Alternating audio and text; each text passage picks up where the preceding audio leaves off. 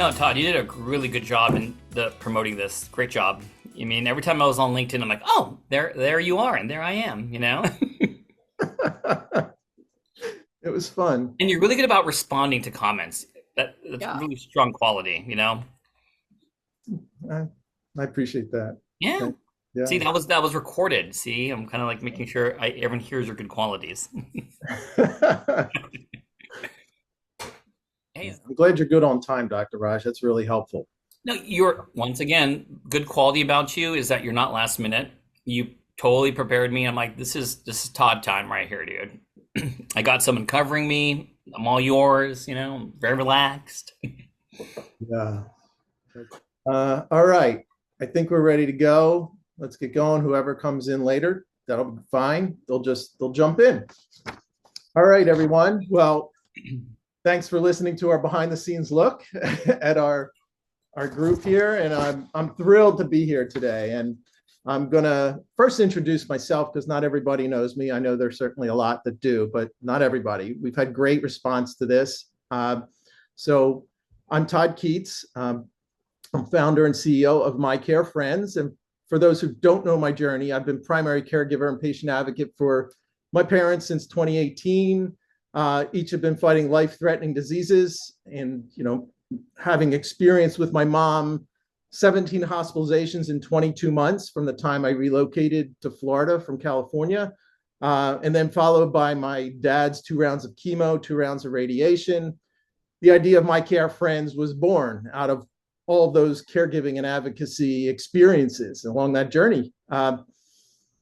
So I invite you to check out my blog, One Day, One Week, to learn the details of that journey. I put a lot into that. That was my cathartic experience when I first started having some time outside of caregiving and advocating, and then created a podcast called Caregiving Insights so we could also learn from others.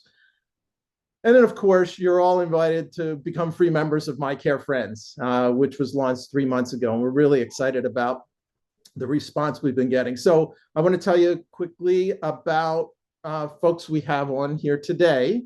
I'm joined by My Care Friends Director of Community Engagement, Katie Seymour. Hey, Katie.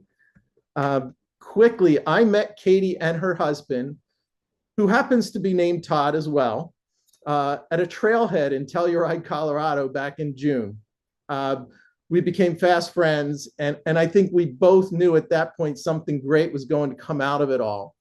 And it did. And she's an incredibly important part of My Care Friends, as are our development team, Yolanda, Jack, and Jeff, and Yolanda, who I went to with the idea of My Care Friends first. So I'm grateful to everybody, and we just have a really fabulous team.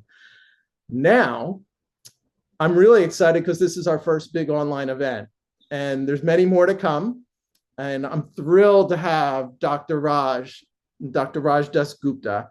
He's a quad board certified doctor, including sleep medicine. You may have seen him as a regular on the TV show The Doctors. He was co-host of Chasing the Cure with Ann Curry on TNT, or on his weekly medical segment on ABC News Los Angeles. Also on the Dr. Raj podcast, which I was fortunate to be a guest of recently. And by the way, just a shout out to his mom. He just did a recent one with his mom, and it was awesome. I highly recommend listening to the podcast with his mom. In addition to his media involvement, he's just an incredible physician and human being. And we're excited to have him as part of the My Care Friends family, not only on our National Advisory Council, but perhaps even more so as a collaborator on My Care Friends online and offline programming, which starts today with this event, and then continuing with the launch in December, drum roll please, of the Sleep by Dr. Raj group on My Care Friends. We're really excited. Thanks for being here, Dr. Raj. Oh, thank you, Todd. And I don't know, we were chatting about, why did I join My Care Friends? It's just, I don't know, everyone's so wholesome. Everyone's so nice. I feel just like part of the family right away. So everything you described about Katie, about yourself, about what you guys represent is actually the truth. It's 100% awesome. I really love being here. So what is going to be our game plan today? I'm going to be queuing up my PowerPoint. Boom, boom, boom. It says my care friends there. Boom. Yeah, And perfect. voila. Hang on, let me make it big. All right. So I just called it tips for better sleep. I get about half an hour to kind of like, you know, give my take on a couple things. And I thought, what three things do I want to convey to everyone out there? I think number one is let me just introduce sleep in general. I want to talk a little bit about sleep deprivation. And if I say, hey, raise your hand if you've been sleep deprived, I think all of you would have a hand raised. I even see a hand going up right now. And then I want to do something fun at the end. So I said, hey, let's start talking about some favorite sleep hacks. And I'm going to talk about some favorite sleep hacks when that came out in, recently, but in 2023. And we'll go from there. So when I think about sleep, I think it may be different than other people in the sense that some people think about what is the worst moment of the day. It's got to be that alarm clock. You know what I mean? When you hear that noise, that bell ringing, that chime, whatever it is. But what does that mean? It marks the return from this mysterious world called sleep. And it really is mysterious. And really, if I could think about sleep, it's kind of like the iceberg analogy, right? Where even though the iceberg looks big on top, it's humongous underneath. And we have so much more to learn about why we sleep. We need to know more about dreams. That's a whole another segment when we talk about why do we dream and the purpose of dreams. But people always ask me to give some statistics that just wow them, when I do a segment on the news. And one of my favorite stats is, we sleep a third of our lives. And when you say a third of our lives, you're like, whatevs, but let's kind of round it up. Let's say everyone lives to a very healthy 90 years old with no dementia. And if you take a third of 90 years, that's 30 years. That's 30 years of our life that we're sleeping. So I think it's important to invest in it because the motto is always going to be, what happens at night definitely affects what happens during the day. And how do I kind of, pair that up to clinical is that whether we're talking about hypertension or type 2 diabetes or preventing congestive heart failure, hey, I'm all about the pillars, right? I love some diet and exercise and taking the right medications if necessary. But sleep is a huge part of that. And we're going to show how sleep incorporates, itself into every single part of our lives. So what also is strange that if you ask someone, hey, how did you sleep last night? That's a common question, right? I mean, the first thing that most people say is, well, I had this dream. They always talk about dreams for some reason. And when you summarize a dream, how long does it take you to summarize what you dreamed about? Yeah, I heard someone like what 5 seconds, 10 seconds, but we're dreaming for, so long, but you summarize it, which once again tells me that, we're it's only a fraction of what we know and understand is what happens at nighttime. It's because all we remember is just small little snippets, even though we have big things that happen during the night. So people ask me this, well, why do we need sleep? So I think number one, it's more than just hitting the reset button, though that's what we mainly do is try to hit that reset button. But we do know that when you have poor quantity sleep, when you have poor quality sleep, when you have the symptoms of sleep deprivation, it affects every single organ in the body. So we definitely do need it. But what I do want to talk about is, well, how do we initiate sleep? So when you go to bed at night, how do we initiate sleep? So I want a little medical on this. So this will be the most medical I'll go into. So I apologize. Is that we initiate sleep because of these two forces. It's called the homeostatic drive and our circadian rhythm. So our homeostatic drive is our sleep need. And how do I make it really simple for this quick webinar? It means that the more that you stay awake during the day, the more you want to, that's right, sleep at night. And notice that I put something here called adenosine. So I went a little biochemical here. So what really makes us sleepy is adenosine building up in our body. So, and why does it build up? Is because every single cell in the body needs food, needs energy. And when we were taking a class called biochemistry, the food for every cell was called ATP, adenosine triphosphate. So as you're awake, as you're thinking, as you're exercising, as you're running to your car, you're using up this ATP and chopping off all these phosphates. And what really builds up during the day is the A, and the A stands for adenosine. So why did I want to talk about that is because I'm sure someone listening to this webinar is drinking what? Coffee. I know I am. So the question is, well, how does caffeine work? How does it make you alert? So caffeine keeps you alert by inhibiting adenosine. I know, I just threw out a pearl right there. So, it'd be kind of cool. Like if you're at work and you're by the water cooler and you want to have small talk in the morning, if someone's yawning, you could be like, oh, someone needs to inhibit adenosine today. You'll make lots of friends. Not really. But anyways, so you have the homeostatic drive making you want to get sleepy. And of course that builds up during the day, so it's peaking at night. And then we have our circadian rhythm. And every mammal, every human has their circadian rhythm. And that's our internal body clock, which actually should be in sync with the 24-hour solar day. So our circadian rhythm makes us want to be alert during the day and not so alert at night. So we feel sleepy at night and not sleepy during the day. And of course, in humans, we actually feel sleepy twice during the day. I'm not joking. We usually feel sleepy around when? Yep, that's right. Like around lunchtime. That's why sometimes we take a little napski, But so since our circadian rhythm peaks at night, we're the least alert, and our homeostatic drive is the highest at night, where we're really sleepy. When those two things meet, what do? You sleep. So you actually learn how we sleep. And what kind of instincts our circadian rhythm? Well, it's going to be something that we call in sleep medicine speak, we call them Zeitgebers. I'm not making this word up. It actually are things that influence our circadian rhythm, and light is the most important thing. So what happens is that in the morning, lots of light, and that light will inhibit the release of melatonin, which is kind of a sleepy hormone. And at night, since there's no light, melatonin gets secreted and it starts it all out. And when I put 24 hours a day, that's going to be our perfect rhythm. I put the letter tau, the Greek letter tau, because there's a little variance. Most of us are in a 24-hour circadian rhythm. Some of us sleep a little more, some of us sleep a little less. That variance is called tau. I made everyone so smart today for sleep. And so what is a normal sleep in adults? You know what I mean? I would say no matter what age you are, whether you're going to be a pediatric patient of mine, whether it's going to be a toddler, infant, or whether you're going to be in the elderly side, sleep is essential throughout life. So for adults, you know what I mean? Sleep is divided into non-REM and REM. And non-REM, and REM stands for rapid eye movement, definitely has 3 stages, N1, N2, and N3. And N stands for non-REM. And N3 is the deep stage of sleep. It's such an important stage. But you know what stinks, everyone? As we get older, we get less deep sleep. It's just the way it is.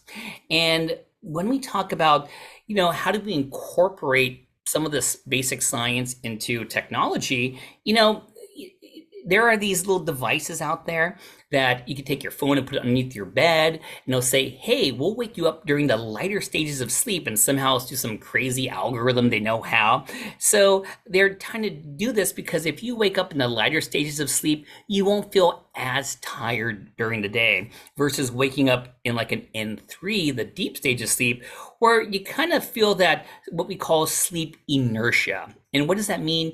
You know how that a big boulder type analogy, where when you want to start pushing a boulder, it's hard in the beginning, but once it starts rolling, it gets going. That's kind of called sleep inertia. And I'm sure a lot of us have that during the day.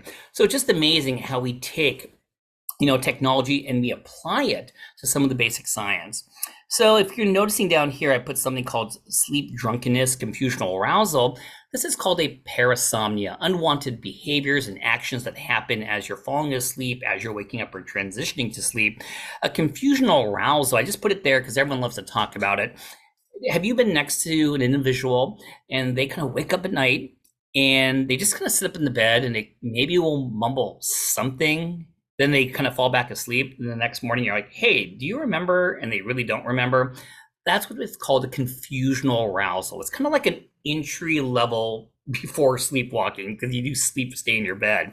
So when I talk about articles and stuff, they call that sleep drunkenness, but that's a confusional arousal. And many of these happen in non-REM sleep, non-REM sleep. So let's talk about a little sleep deprivation. Why are people so sleep deprived? Well, I think it comes down to some of the models, at least I grew up with. I think, the younger generations, newer generations are getting good about knowing the importance of sleep or obviously making efforts to address it. But, in my time, what were some of the phrases I grew up with? I mean, tell me if you heard this one before. Yo, I could sleep when I'm dead. Or what about the early bird gets the worm?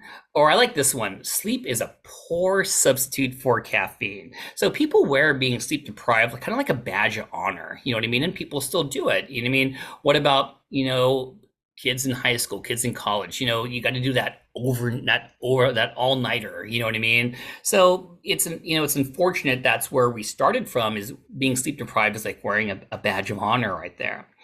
But as we're talking about, sleep definitely affects every single organ in the body.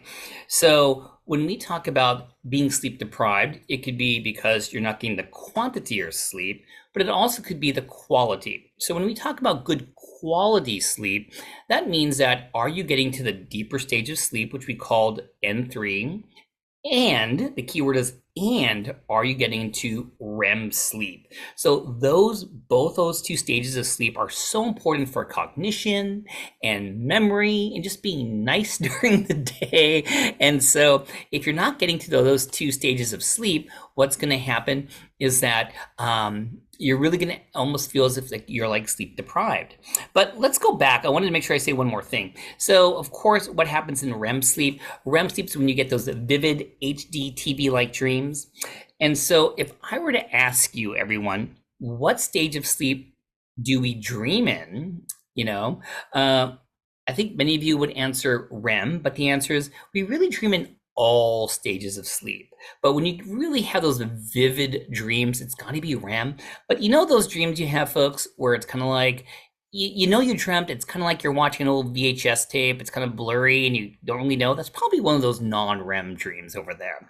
And this is our sleep cycle. We start off with non-REM, then we cycle into REM, and we have most of our REM in the morning, which is why we tend to wake up from a dream. So with that being said, if you are getting not a good quantity or quality of sleep, it affects your blood pressure and it makes you more prone to diabetes. And people will ask why. And there's for many different reasons. And you think of it this way, at nighttime, why do we sleep for our heart and cardiovascular speaking? Is that at nighttime, our blood pressure goes down, our heart rate goes down. It just tries to help out the heart that's pumping so much during the day. So you can imagine if you're someone who had a heart attack, who has heart failure, during the day, your heart's working hard. Then at nighttime, when you actually should be resting it, if you have an untreated sleep disorder like obstructive sleep apnea or you're sleep deprived, you're not giving the heart that rest at night. So it's working hard during the day and hard during the nighttime. And then if you're going to be sleep deprived or quality sleep, then stress hormones kick up. The classic one is always cortisol. And when you have high levels of cortisol, that makes your blood pressure high, gives you poorly controlled blood sugars, and both diabetes and high blood pressure are the two biggest risk factors for heart disease and stroke. And of course, if you're getting poor sleep, what about pain? Pain is horrible at night. What if you suffer from fibromyalgia? It's so important to get good sleep with fibro. If you're sleep deprived, talk about injuries at work, injuries at school. And what about mood? We know that if you're sleep deprived, who's going to be cranky and grouchy during the day? So it definitely affects your mood, And of course, like I mentioned, we talk about weight. Weight is going to be such a huge part. But when you're getting poor sleep, hormones kick in, such as leptin and ghrelin. Leptin is a lose weight hormone. When you're sleep deprived, you get less of it. When you're sleep deprived, you get more of the ghrelin, the G hormone that stands for gain weight. Not to mention when you're sleep deprived, trust me, you're going to have bad habits at night. When you want to snack, you're not going to go snack on Avion water and celery sticks. You're probably going to grab some Choco Tacos and some Cool Ranch Doritos. So another reason what makes weight hard to control. We talked about just thinking clearly, making good decisions at work, in your job. It improved memory, which is why sleep is so important when we talk about patients with dementia. Our immune system right now, what are we worried about? It's like the triple viruses, it's the RSV, it's the influenza and the COVID. And we definitely know that if you're going to be sleep deprived, your immune system will be weakened. And of course, at the end, someone always wants to hear about their sex life. You know what I mean? So yes, you'll have a better sex life if you get good sleep at night. So what is important is about this slide, just to mention that, there is something called a sleep debt, and it kind of builds up during the week. It just does naturally, which means that if you're sleep deprived on Monday, that's 1 hour, then you don't really make it up. So next thing you know, on Tuesday, you're 2 hours, then 3 hours as the week progresses, and it's really impossible to make up your sleep debt. It just isn't. So, you have to be proactive when we talk about not getting to that stage where you're going to be chronically sleep deprived. So a couple of things I just wanted to mention are terminologies I've been, interviewed about or hear about, and something called social jet lag, which fits really, really nicely about this sleep debt. So what is social jet lag? Well, it's a terminology used where, on Friday, for most people, they're going to be like, hey, I had a long week of work, a long week of school, being the best parent as possible, whatever it is. And what do you want to do on Friday night? Well, everyone has different things that they enjoy, but maybe it's watching Netflix all night. Maybe it's going to the movie. It's going out to dinner. So you tend to go out on a Friday night with that little buffer that you could sleep in on Saturday. And maybe you have enough energy to go out again on Saturday night. And then what happens next? It's Sunday. And on Sunday, you definitely need to be, you kind of lost your circadian rhythm. You have to wake up early on Monday. So it's almost like a jet lag that occurs right there. So one of the things that really what builds up this sleep debt is that social jet lag. And it's not to say you shouldn't go out, because you definitely should go out, you know what I mean? But it's all about moderation. It's all about compromise. And I think that's a big part about making sleep a priority, is compromising. And with that being said, this kind of led to this topic, which was really fun. I was actually interviewed by Anderson Cooper, which was totally cool. He's such a cool dude. And at the time, the topic was called revenge sleep procrastination. So you know how it is with these young folk out there, these TikTokers, they just love little names for everything. So they called it revenge, and I just love saying that, revenge sleep procrastination, which means that people come home from a long day of work, and this really was seen a lot during the pandemic when people were at home all day. And what happens is you finally get time for yourself at night after a whole day of work, and you look at the clock and be like, whoa, it's like 10 o'clock at night. It's time to go to bed.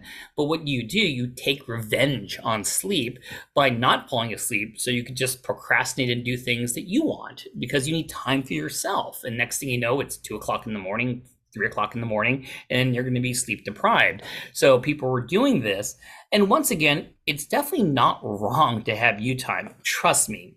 I love me time, but it's all about, once again, moderation, compromise, maybe staying up till 2 a.m. watching, my favorite Netflix episode or my favorite Disney Plus episode isn't the answer. It's, hey, maybe what I'll do is stay up for an hour, but in the morning I'll get up and maybe do a walk with my family, my wife, my kids, or something like that. So it's all about compromise.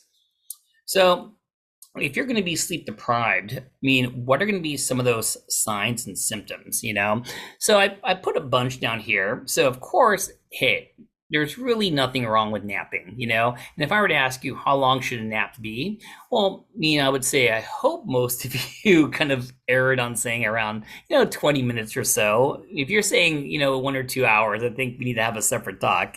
But there's nothing wrong if you're sleep deprived or to take a nap. But if you have insomnia, I definitely wouldn't nap if you have insomnia. But if you're having frequent napping, that may be a sign. Sleep attacks. And what is a sleep attack? I'm sure everyone remembers a moment they were in school when they had that teacher just didn't have that, they weren't charismatic enough, and they would talk and you just start doing, that's a sleep attack. Micro sleep means you have a sleep attack and you actually fell asleep. I'm sure we remember, you're like, oh my God, I just dreamt. What happened? automatic behaviors when you have that sleep deprivation, and let's say you're taking notes in class, and then all of a sudden you fall asleep and you just keep on writing, but when you wake up, it's just a bunch of scribble. That's automatic behavior. Then sleep starts. Well, this is the new word. It used to be called a hypnic jerk. And what was that? Have you ever, as you're falling asleep, done this? And you're like, whoa, I mean, was that a seizure or something? I mean, those are sleep starts. So anyways, these are signs that maybe you are sleep deprived. And I put some stats here. A talk is never complete without some stats. I mean, when you have poor quality and quantity sleep, you'll be late to work. You may stay home from work. You may fall asleep at work, just like Homer Simpson over there, making errors, getting injured. So, of course, we know of the social consequences of having poor quantity and quality sleep. So the question now becomes, why aren't we sleeping? And there's not enough time in this seminar to answer that question, but I wanted to put some common things here just to kind of say, hey, these are small little sleep hygiene things that could help out. So let me be the first to say that if you have insomnia, especially chronic insomnia, sleep hygiene is not the treatment for chronic insomnia. It really is cognitive behavioral therapy, but sleep hygiene combined with cognitive behavioral therapy treats chronic insomnia. But sleep hygiene is a very broad term that we all could kind of work on just a little bit. So what are going to be some of these things? Clock watching. You know what I mean? How many times, I have a patient that comes to me and say, Dr. Raj, I wake up every night at 3:42, like clock watching. Or how many times you wake up at night, you look at the clock and you need to wake up at 7, but it's 5:50 and you're like, oh, and then why do I need to go back to bed? So clock watching, not really a good thing, especially if you have insomnia. Medications, whether it's going to be medications for heart failure like loop diuretics, Lasix that make you run to the bathroom, whether they're going to be antidepressants who have side effects of insomnia, you want to look at your medication list. Alcohol. I mean, I could talk all day about this. And don't get me wrong, alcohol will definitely knock you out. That's what alcohol does. But what is the downside? The second half of the night, multiple awakenings, multiple arousals, not getting to those deeper stages of sleep, not getting REM sleep, not to mention, multiple trips to the bathroom, because alcohol inhibits a hormone called antidiuretic hormone. So you're going to make trips to the bathroom. So I'm not saying, don't have a drink at night. I'm just saying everything is in what? Moderation. Smoking, you'd be amazed. I'm a lung doctor, and my patients are like, I can't sleep at night, and they're smoking. So, and of course, technology. And so, why did I put this little picture here? Is because I used to say, don't watch TV in bed, but do people watch TV per se? They use what? Their iPhone or their phone, and this is the technology that we're talking about. So definitely putting technology away, and I put this here for one reason is, it's amazing, not amazing, but, time just flies by. So I always say, hey, does everyone know what movie this is? And nowadays people don't know this movie. So who can tell me what movie is this? And it was funny, last time I gave this talk, someone, raised their hand because it was an in-person lecture and said, yeah, this is The Ring. I'm like, The Ring? This is not The Ring. I mean, this is a movie called Poltergeist, but that was from the 80s. And now, I kind of aged myself, but so don't watch TV or technology in the bedroom. Try to avoid it if possible. This was an interesting article. So they did in the Journal of Sleep, they said, hey, if you like binge watching, your TV shows at night, you're going to get poor sleep. No duh. Can't believe they did a study about this. But what was interesting at the time, Netflix CEO said that Netflix's biggest competitor is sleep. I'm like, ooh, that's kind of a little arrogant right there. But it's funny, when this article came out and I was watching with my wife, so Netflix, I kind of timed it. After one episode of whatever you're watching, when does the next episode come in? It's like 5 seconds. It's amazing how you can be addicted to it. And I put this here because I have a 10-year-old girl and she just loves this Wednesday show. I love the director of it, Tim Burton. He's one of my favorite directors, but it shows like this is why people aren't sleeping. So everyone always asks me about technology. So yes, technology is definitely like a double-edged sword. I mean, it's definitely helping us and hurting us in the way that if you made me make a comment about all these sleep monitoring devices, Raj, are you in or out? I would say any device that encourages steps, encourages walking, exercise, encourages sleep, I'm definitely pro it. But what is some of the downside is that when I see patients with insomnia, the first thing that happens when they see me in my office is like, look at this, Dr. Raj, look at this. My sleep app said I had 68% last night. You know what I'm going to do tonight?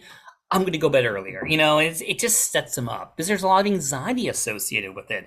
And sometimes these sleep apps, I mean, they tell me, I'm like, really? They're like, not only, I'm okay with total sleep time of how much you slept, but when they start telling me the breakdown of my REM sleep and delta sleep, I'm like, really? So, I think there is some benefit for it. I do like total sleep time. I do like something motivating you, but remember, it is a double-edged sword. And a lot of these devices aren't cheap. I know this one down here is an Aura Ring. So many of my patients are wearing this and the watch at the same time. Wow. So, I put this here to once again say, what is Dr. Raj's 2 Qs of good sleep? The quantity, and it means how much sleep do you have. That's really based upon our age. And for us, I would say it's going to be somewhere between 7 to 9 hours of sleep, with the sweet spot being somewhere around 8. Quality, once again, is did you get to the deeper stage of sleep and REM sleep? But the big thing now is not just the 2 Qs, but something called regularity. Are you being consistent about getting your sleep? So that's having set bedtime, set wake time, all those things put together. So in the remaining part, I put a bunch of little sleep hacks in here to just things that people always ask me about. So this one up here, breathing methods. Love diaphragmatic breathing. I think it's just awesome. I think that there are many different techniques out there. It's in through the nose, hold your breath, breathe out slowly through the mouth. Diaphragmatic breathing is good for your lungs. It strengthens your lungs. It's good if you do meditation. It's good to relax you. So definitely, I think breathing techniques are great when you combine it with things like muscle relaxation, which is down here, relaxing your hands, your face. There's so many different muscle relaxation techniques. There was something called a military method that came out, and it claimed that it'll help you fall asleep like in 2 or 3 minutes. And, I kind of chuckle a little bit for a few reasons because, when I think of, I have friends in the military, and God bless them. I love that they serve our country. The military should be preaching about sleeping. My poor friends are like up all night, doing their drills and doing things. So it's funny. There's something called the military method, which almost sounds like military is making us sleep deprived. But yeah, and the military methods, combinations of breathing techniques, muscle relaxations put together. Many of you listening today probably have one of these watches or sleep monitoring devices, and everyone seems to talk about heart rate variability with me. So it's another variable, and heart rate variability isn't how fast or slow your heart rate is. It really is the distance between the heartbeats. So you want to have a high heart rate variability. What does that mean? So, if you are trying to fall asleep and you're you're not relaxed, you're anxious, well, then you're more using the sympathetic nervous system, which is that fight or flight. So what happens to your heart rate? It's very fast. And the faster your heart rate, the less variability there is between heartbeats. So for the example up here, it'll be less variability means every space between these heartbeats is 1 second, 1 second, 1 second, 1 second. That's low heart rate variability. But if you're relaxed, you're using more of the parasympathetic nervous system, that's the rest and digest, well, your heart rate slows down, and because it slows down, there's more variability between beats. So you see different numbers here. So they use this as a marker to say that if you have a high heart rate variability, you're using more of the parasympathetic, you're more relaxed and better outcomes. Mouth taping. I couldn't tell you how many times I need to talk about this. So my take on mouth taping is I'm definitely not on board with it. I definitely don't like it. TikTok definitely glorifies it, and the big question for me is if someone says I mouth tape, I'm not saying it doesn't work for you. I want you to ask the question, Why are you trying to do it? So number one, I am all about nasal breathing. And why I'm about nasal breathing, we're meant to breathe through our nose. Why do we want to breathe through our nose? Well, the nose filters out dust and allergens. The nose humidifies the air. It may lower blood pressure by breathing through the nose because it releases something called nitric oxide, which is a dilator of blood vessels. And just, part of that 4-7-8 breathing technique in through the nose, it relaxes you. So I definitely am pro nasal breathing. But, if you're using mouth taping to get better quality and quantity sleep, mouth taping is not going to treat your insomnia. Mouth taping is not going to prevent you from being sleep deprived. And God forbid you have obstructive sleep apnea, which is definitely been associated with snoring, that if you tape your mouth, it's not going to treat the obstructive apneas. And let's say you have something in your nose, like a nasal polyp or a deviated septum, no air is going to come in you. So I am definitely not pro, mouth taping. So that's one of the things that I wanted to mention that I've been talking quite a bit about, this whole year.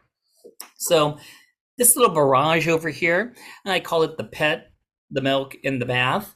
So just recently someone asked me, what is my take about sleeping with pets? And in the olden days, we were so just black and white about it, saying, no, don't sleep with pets, but things have changed. And first, let me just say this. When we talk about pets, I'm not talking about the rhino or the giraffe or the pet tarantula or the iguana. I'm really talking about cats and dogs. And to be honest, cats, God bless cat owners out there, but cats are nocturnal animals. They're not really meant to be sleeping at night. And I'm not going to include little tiny animals. I don't think sleeping with the gerbil or the ferret or the chinchilla is a good idea. You may kill them by sleep rolling on them, or they may bite you, or they may just run away in the morning. So it really comes down to dogs, And, when we talk about the benefits of sleeping with dogs, they did find out when you say sleep, it doesn't mean necessarily sleep in the bed and co-sleep. They also did studies about sleeping in the room.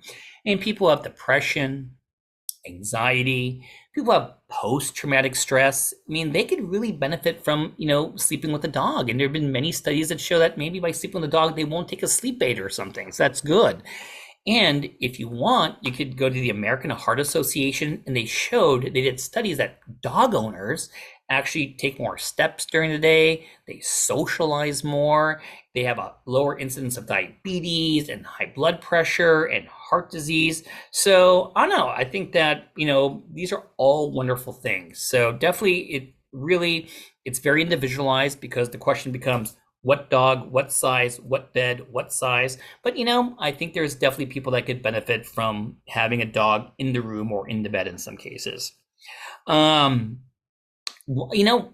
all heard of that old adage, drink a warm glass of milk before bed, So what is my take on that? Well, number one, when you drink milk, it contains things like magnesium. It may have certain amino acids in there, like tryptophan, that could help you fall asleep, but once, if you're like me and you're lactose intolerant, the worst thing you want to do is be chugging milk before going to bed. So I kind of modified it a little bit. When I first made this slide, I was really into almond milk. That was my jam. But now, I really love oat milk. So I don't know if anyone out there has drank oat milk before. I love oat milk. So I think, what I would do instead is drink like almond milk or oat milk, because you don't have to worry about being lactose intolerant. They definitely contain lots of, things that can relax you, like the magnesium, like the tryptophan. And why does it have to be warm is because it's just easier on the stomach than drinking cold milk before going to bed. So is this going to be any of these things going to be the magic bullet, be all, end all? Of course not. But I wanted to talk about, where do these, myths come from, and what have we learned? Now, the hot bath, and we always say take a hot bath before bed, and of course not everyone has a bath. Many people just have showers. But what is the mentality with that? Is that there is this phrase of our circadian rhythm of our body temperature, and the phrase I love to use is, when you lay down, your body cools down. When you wake up, it warms up. And what does it mean? That in order to initiate sleep, our body temperature needs to drop. So when you take a hot bath or hot shower, you raise your body temperature. So when you leave the shower, you get that drop that more steeper drop that helps you initiate sleep. Not to mention by taking a hot bath or shower, that it just relaxes you. Not to mention you're going to be clean, especially if you come home from the hospital like me. So I like those ones. I like those ones a lot. A couple more, magnesium. I'm sure someone out there takes magnesium. So what is my take on any dietary supplement? Any dietary supplement is, it really doesn't have the evidence, because the question is what dose, what route, what form, what time, and they're just not standardized that way.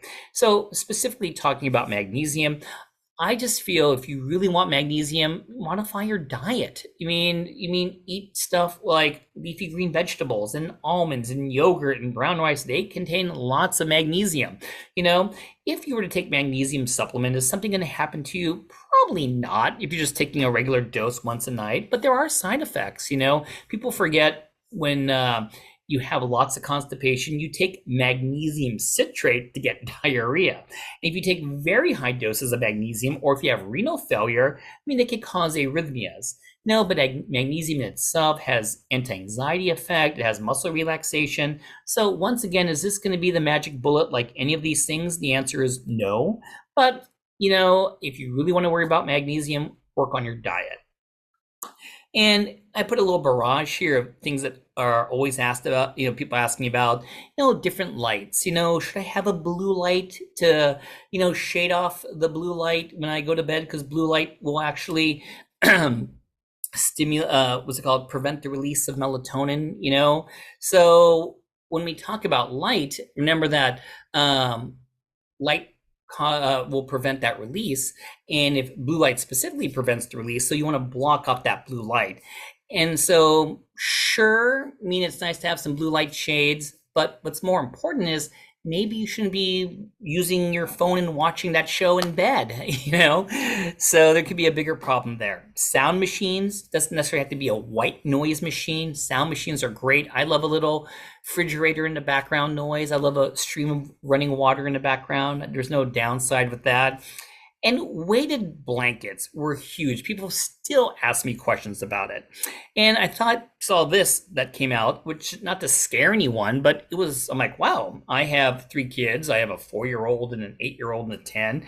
And there was actually a 4 and 6-year-old that actually had died from a weighted blanket because they're pretty heavy. And, and sometimes if it tears, there are pellets and glass beads inside. So it was really scary. So you just want to be careful when we talk about children, the elderly. Weighted blankets do have a lot of great data for kids with autism, kids with ADHD. Definitely, it's nothing wrong to try one. Once again, it's not the magic bullet, but just be careful.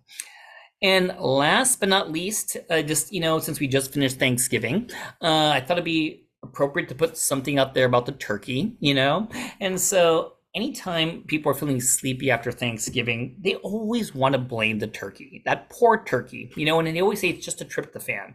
But it really isn't just the tryptophan alone. A couple of things of why you probably felt a little sleepy after Thanksgiving. It was probably all those side dishes, all those carbohydrates that you're eating, and the amount that you're eating. So, when you eat a lot of carbohydrates, what happens to your blood sugars? They go up. And what happens? You release insulin to store and to build. And when insulin gets released, it actually will make an amino acid called tryptophan get increased into the brain. And what happens in the brain? That tryptophan will get turned into melatonin. So that's one of the science reasons. Another reason you could have been tired after Thanksgiving meal was the alcohol you consumed. You probably had maybe some travel fatigue, and of course, overeating. And when you eat a big meal, it's in your gut. And what happens to blood flow? More of that blood flow goes to your gut appropriately. And maybe a smidge less blood flow goes where? To the central nervous system, to the brain. And maybe that's why you feel a little lightheaded afterwards. So key message is, don't only blame the turkey. And with that being said, I know I said I was going to only go for like half an hour. I went a little above and beyond, but I hope you all learned something about this. I hope you had fun with this. Sleep is definitely a priority of mine. I hope it is for yours going forward. And I would definitely want to thank the My Care friends for getting me here. And if you want to follow me, I put all my little social media handles there. And this is the podcast. If you want to hear my conversation with Todd, check out the Dr. Raj Podcast. And with that being said, thank you very much. And I hope you enjoyed this. Thank you, Dr. Raj. Are you still good on time for some questions? Yeah, totally. All right, awesome. We're up to 7 questions, so that's great. Wow, should I stop sharing? Yeah, you can stop Okay. sharing. That'd be great. Cool. There I am. Okay. And I'll turn over to Katie, and Katie's going to bring along those questions. Perfect. I'll just go ahead and go in order. And if we don't get to all the questions in time, Todd can certainly send an email out to everyone with anything else we can answer. So let's start with the first one. How do you know if you actually get to REM sleep? Oh, great question. So, it's very subjective. And like we're talking about, if you have these vivid HD TV-like dreams, chances are that's REM sleep. You know what I mean? But once again, we don't remember every dream we had. So don't say, I don't dream anymore, because remember my opening statement, hey, how did you sleep last night? Well, I dreamt for a little bit, and you kind of give me 1 or 2 sentences, but you probably don't even realize it. But vivid dreams are probably meaning REM sleep. Okay, great. Cool. And this one, oh, sorry, Todd. Did you want to say? Nope. This one I'm really curious about. Melatonin. We hear a lot about melatonin. 5 grams of melatonin every night before bed. It works for some. Is this good? Is this bad? What is your take? Wonderful question. So, number one, melatonin is not a drug. It's a dietary supplement. You know what I mean? So it always is going to be, what's the quality, what's the quantity, what's the form, and people are making big business out of sleep, right? I mean, melatonin, it's crazy town. I mean, you go to CVS or whatever it is, and they're in little gummy bears. They're like Sour Patch melatonins, and in fact, it scared me because right after multivitamins, the second most common thing people buy are just melatonin supplements. You know what I mean? And because they look so tasty, everyone's just eating melatonin. So you want to get pharmaceutical grade. And then when they talk about dosing, I would say my go-to dose, if I were to recommend it, it's around 3 milligrams. You know what I mean? More isn't better. It really is about the timing of the melatonin, because melatonin is part of your circadian rhythm. So if you're going to go with it, you want to pick a set time to do it. And that set time should be around 2 hours before your desired bedtime. I'll be the first to say that melatonin is not a potent sleeping aid. If it works for you, that's awesome. But it's really good for shifting your circadian rhythm.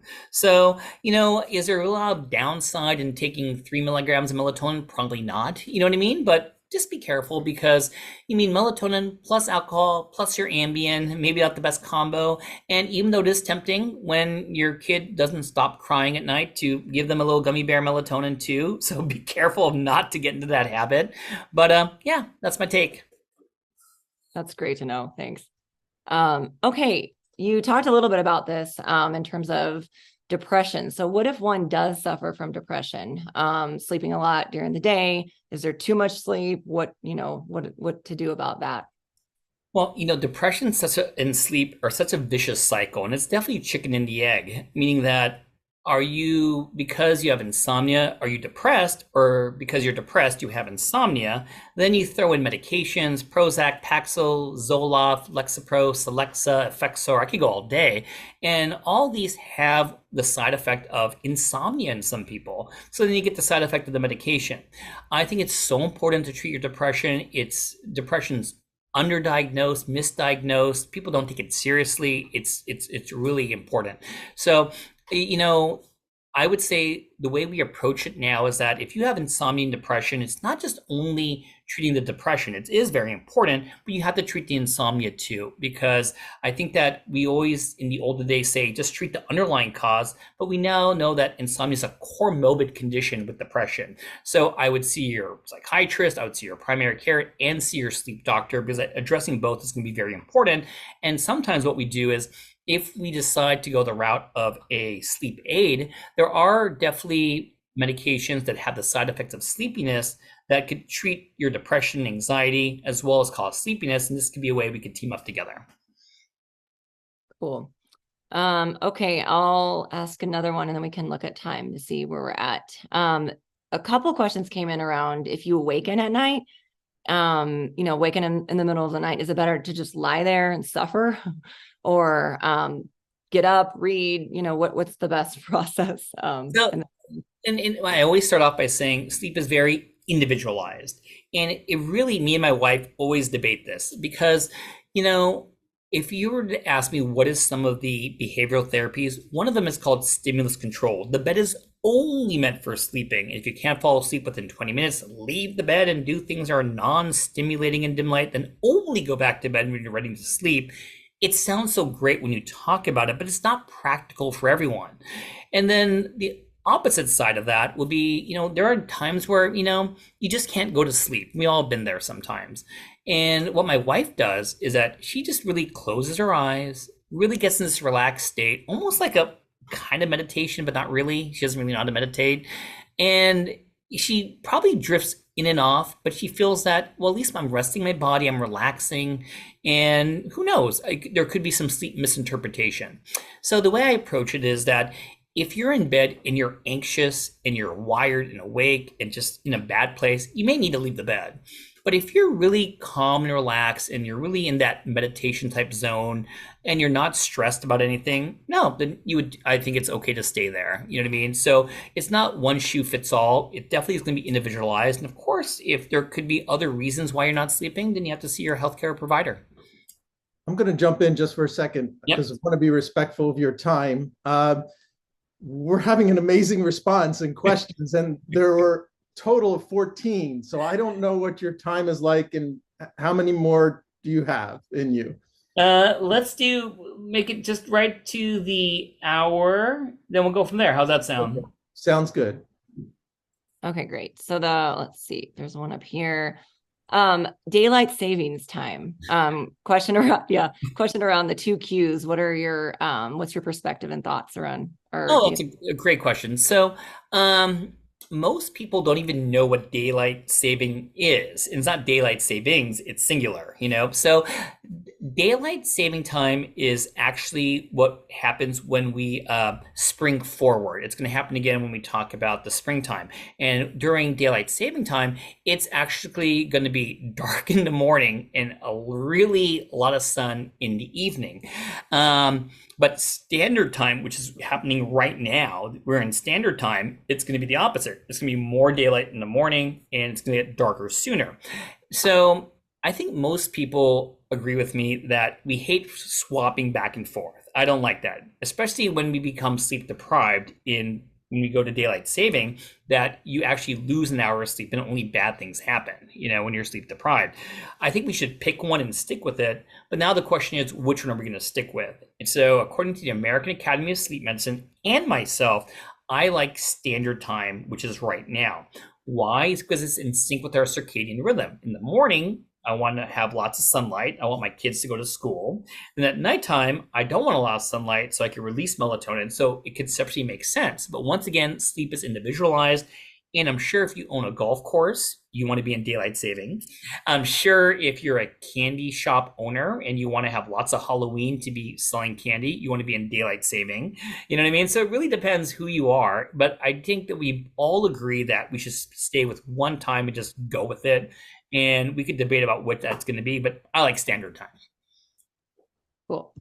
I'm going to combine this next question in terms of like sleep apparel. Having a routine, pajamas, getting in your PJs, a sleep mask, does that impact or support sleep? Great question. So those under that really broad term called sleep hygiene. So what did I say? If you have insomnia, this is not the treatment for insomnia. These are just little sleep hygiene things. There's no downside in it. And when it comes to sleep hygiene, it's what works for you. You know what I mean? Because the rule of sleep hygiene is that the room should be dark and quiet and cool. And that's what you're doing. A mask, something to, drown out the noise. Comfort is what you want to wear in bed, you know what I mean? And it goes as far as people enjoy very expensive pajamas, or you could be like Dr. Raj, and I like an old beat up concert t-shirt. I mean, that's what I like to sleep in, you know what I mean? So you want to, it really have to pick what you like at those cases, but any of those things, there's very limited downside. Cool. Thanks. And lastly, Yeah. And maybe most important, mind racing, whether it's, your mind, you wake up at the 3 o'clock time, your mind is racing, you can't turn it off. You're thinking about maybe you're an MCAT student or your work or, whatever it might be. What would it look like, to kind of get back to sleep and get back to that rhythm?